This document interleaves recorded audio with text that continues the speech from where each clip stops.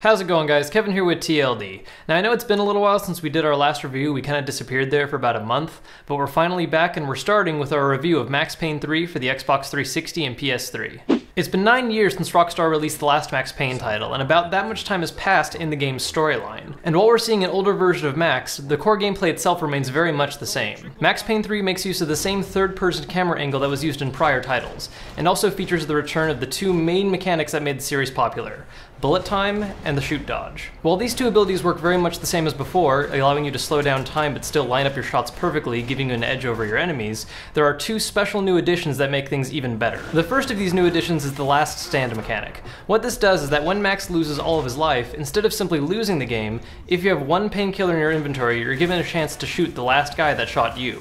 If you successfully kill him, you automatically revive and get a chance to keep shooting on. Now, while this is a useful way to keep you in the fight for longer, it's still much more risky than just taking painkillers whenever you're low on life. The main reason being that if you're low on ammo and you end up missing your shot, you can't reload while in last stand, so you just automatically die. The other addition ties into the last stand ability as well as with the popular shoot dodge. What happens is that once you recover from last stand, or you land from shoot dodge, you stay laying on the ground until you try to move.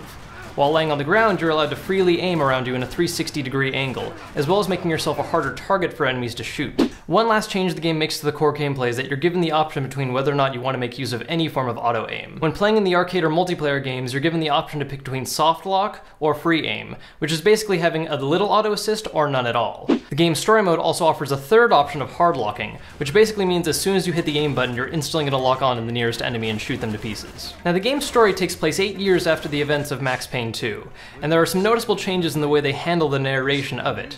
First off, the entire graphic novel used for showing storyline is completely removed and replaced with traditional cutscenes. One of the smart things they did with this is that cutscenes are used as a form of loading screen. So while you can't skip them very often because the game is getting ready for the next level, it makes it to where you never have to deal with any kind of boring blank screen and a loading bar. The game starts off with Max still going through a sort of mourning period, self-medicating with a great combination of hard liquor and painkillers. But as the storyline progresses, you go less from self-pity and more into just a blind rage of shooting every single person that does something wrong to you over the course of the story. It's by no means a happy storyline, but it is definitely action-packed and comes across with a great movie feeling that we're used to from these games. Overall, the storyline for the game is pretty solid. I don't feel like it was as enjoyable as some of the earlier games, and it also feels a bit shorter, but this is also possibly due to the fact that they made an addition of a full multiplayer mode this time around.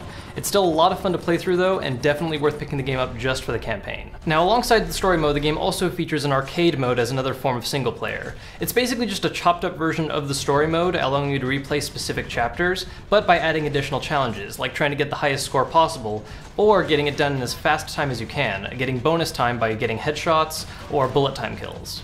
These challenges serve two purposes. First, by completing them you'll gain XP, which will improve your level in multiplayer, but also you'll be able to rank on a scoreboard. Now, one of the biggest additions to this installment is that this is the first Max Payne to have a full multiplayer mode available. Rockstar has also celebrated this by integrating it with their new crew system, which is also going to be used in Grand Theft Auto 5. It's basically just Rockstar's own way of having a social media with their games in particular, allowing your friends to join crews so that when you go online, you guys can fight alongside each other and get special benefits for playing together often, like bonus XP. Now, while it does feature the longtime standards of deathmatch and team deathmatch, Max Payne 3 also has two unique modes that make use of its certain style, one of them being Painkiller and the other Gang Wars. Painkiller works as a sort of juggernaut mode, with two players taking on the roles of Max and his new partner, Passos. Max and Passos will get points for killing their enemies, while also being the main target of everyone else in the match. The main goal being that you want to kill one of them, become them, and then last as long as you can, killing as many other players to get as many points as possible. Now, my personal favorite mode is the Gang Wars mode, which actually works out as its own little storyline. Now, the way it works is that players are assigned to two different teams, representing different gangs or factions from the plotline of Max Payne. As you play as these gangs, each match will have a different objective,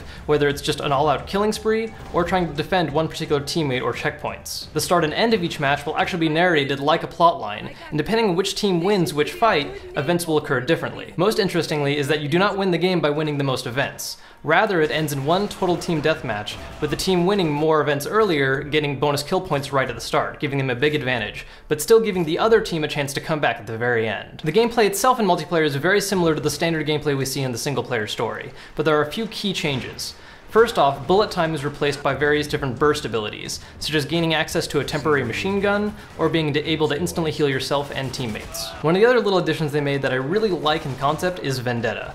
The way it works is that once a player has killed the same player twice, that player can mark him for a vendetta.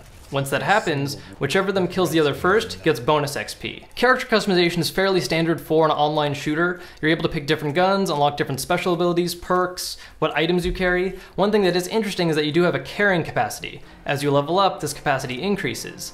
The downside to it is that if you carry too much stuff, not only is your movement speed reduced, but also the rate at which you regenerate health and stamina.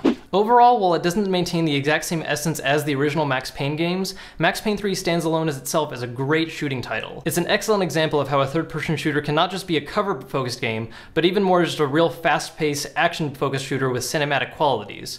In many ways, it actually reminds me a lot of what Uncharted's become, but with less platforming and a lot more just high action moments. With a fun, albeit depressing main storyline, and a multiplayer that sets itself apart by not being focused on first-person or cover mechanics, it's a great game to pick up for those of you looking for something a little different, or just wanting to see how the Max Payne storyline continues. That's our review of Max Payne 3. If you guys haven't gotten a chance yet, make sure to check out my unboxing of its special edition that I posted earlier this week. If this is your first time checking out our videos, feel free to subscribe, and if you want to be extra awesome, hit that like button. It's the easiest way to help out the channel. And if you guys want to stay up to date on what games I'm picking up and what I'm getting ready to review, you can follow me on Twitter at TLD_Kevin. As always guys, thanks for checking out our videos, and I'll see you guys later.